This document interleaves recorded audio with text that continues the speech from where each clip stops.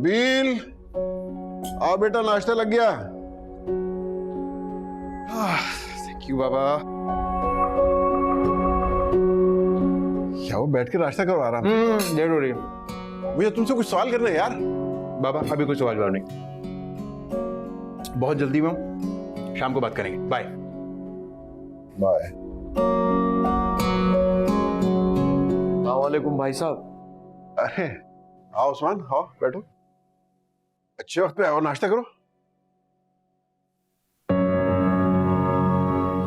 सब खैरियत तो है ना? भाई साहब, आज आपके भाई को बेकारी का सर्टिफिकेट मिल जाएगा। अरे मियाँ, तुम्हें तो एलानिया मिल रहा है ना, हमने तो खुद ही ले लिया था, लेकिन इससे फर्क क्या पड़ता है?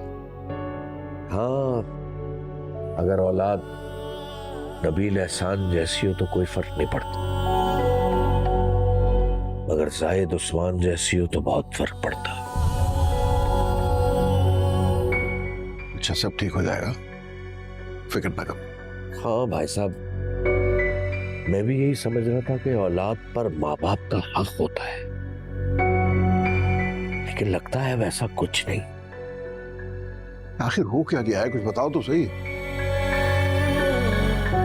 वो मेरी ग्रेचुटी में जाहिद हिस्सा मांग रहा है, मैं 5 लाख रुपए दे दूं। मैं तो ये सोच रहा था भाई साहब कि ग्रेचुटी से अपनी दोनों बेटियों को इज्जत से रुखसत करूंगा, जो थोड़े बहुत पैसे बचेंगे तो मैं घर वर ठीक कराऊंगा। अच्छा, अल्लाह खैर करेगा, सब ठीक हो जाएगा। और सुनो,